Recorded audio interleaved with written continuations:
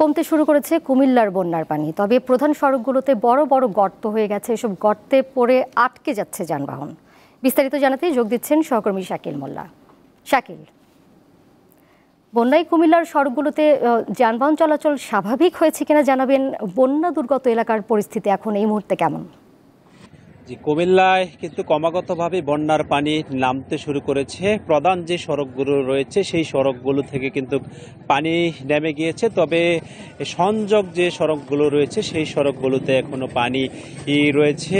আমি এই মুহূর্তে দাঁড়িয়ে আছি কুমিল্লা মিরপুর সড়কের খাড়াদেয়া নামক স্থানে। আমরা দেখতে পাচ্ছি যে বন্যার পানি নেমে যাওয়ার পরে এই সড়কের অধিকাংশই এলাকা জুড়ে কিন্তু খানাখন্দর সৃষ্টি হয়েছে। আমি যদি আপনাকে একটু দেখাই যে এই সড়কের এই অংশে সকাল 11টা থেকে এই পণ্যবাহী পরিবহনটি কিন্তু আটকে আছে এবং এই গাড়ির যে চাকা সেই চাকাটা কিন্তু এই গর্তে আটকে গেছে, যে কারণে এই পণ্যবাহী পরিবহনটি কিন্তু সরানো যাচ্ছে না। তারা চেষ্টা করছে। আমরা দেখছি যে এখানে দুর্ভোগ কিছুক্ষণ পর পর কিন্তু যানজট সৃষ্টি হয়ে যাচ্ছে।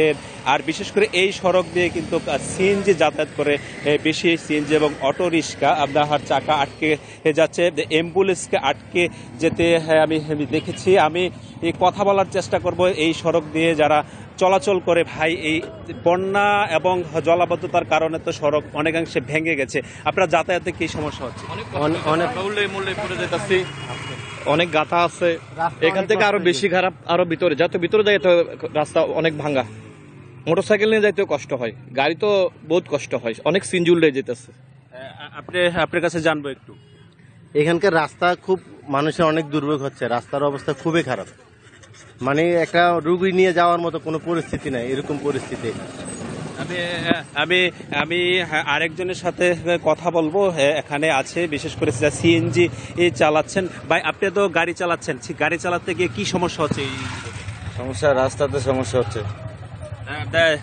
এই রোডে যাতায়াতকারীরা যেমনটি জানিয়েছেন যে বন্যার পানি নেমে যাওয়ার ফলে কিন্তু এই রোডে কিন্তু প্রচুর টানবাহী ট্রাক সহ যানবাহন চলেছে, যে কারণে কিন্তু খানাখন্দর সৃষ্টি হয়েছে।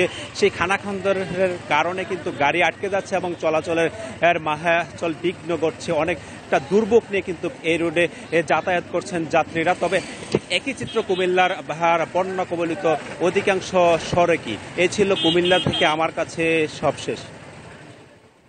কুমিল্লা থেকে যুক্ত ছিলেন সহকর্মী শাকিল মোল্লা।